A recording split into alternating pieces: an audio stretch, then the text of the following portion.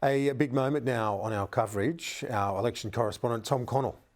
Kieran, I said before why the Liberal Party couldn't form a majority. Now I've got the numbers to say the Labor Party will form a majority. We'll show you why. First of all, let's look at a couple of things. What did Labor need to do? Well, obviously hold on to all of its existing seats. The closest one was Mawson. So we had a good look at this through the evening.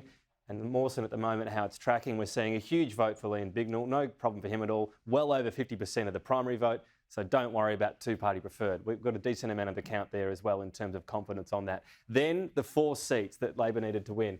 Whipping through them. So Adelaide, first of all, the issue here is not so much the vote you can see here so far, which does have the Liberal Party ahead, and they are 10% down, by the way. It's the fact the booths that have come in have seen swings towards Labor of 7 to 18%, huge swings away from the Liberal Party compared to their previous vote. Two-party preferred on Adelaide at the moment in terms of how the two parties are tracking. You can see the Liberal Party ahead, but this is totally misrepresentative of the boosts that have come in so far. That's why we're confident on Adelaide. That's why those figures lie a little bit, if you like. When we look at the other key seats, Elder. So this is another one of the 4 that gets from Labor from 20 to 24. Look at the vote here from Nadia Clancy. Again, she'll get help, of course, from the Greens. And how much she's gone up there, 8.9%, 45% versus 35% from the incumbent Carolyn Power. If we look at a two-party preferred basis on that seat, 54.46. That one could come back a little bit just on the booths that have come in, but that's a very healthy lead in Elder. So that is the next, if you like, domino to fall. Then we move on. Let's have a look there at King. So this is another seat, one of the small margins, one of the ones Labor needed to win. And we're seeing Rhiannon Pearce here move well ahead on primary vote. So that's significant. That's a big lead on primary. It's a smaller Greens vote here and a pretty small Family First vote. When we look at this vote, though, overall, 44.5%. It's a 7% pickup.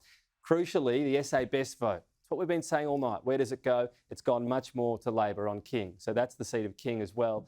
And when we track back here and we go to the seat of Newland, so this is the final of the 4, if you like, that get Labor towards that.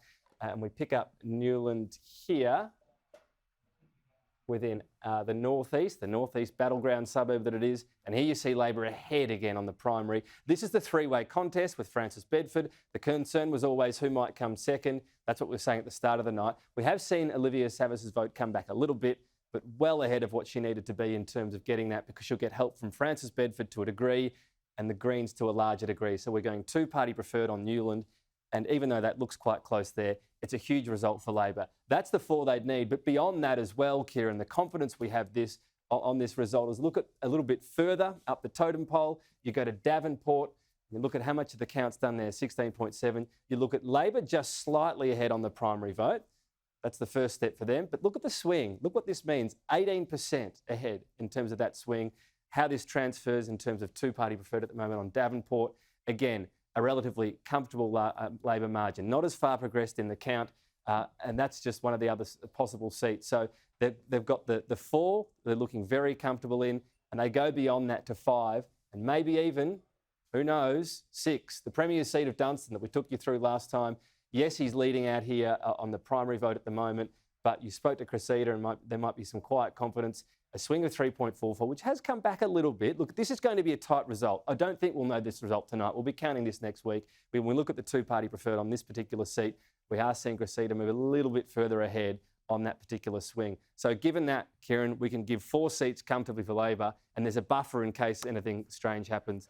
The Labor government will be a reality in South Australia. Labor will win a majority. Richo said it when I first walked into the office tonight. It's taken me a little bit longer, but Labor wins a majority.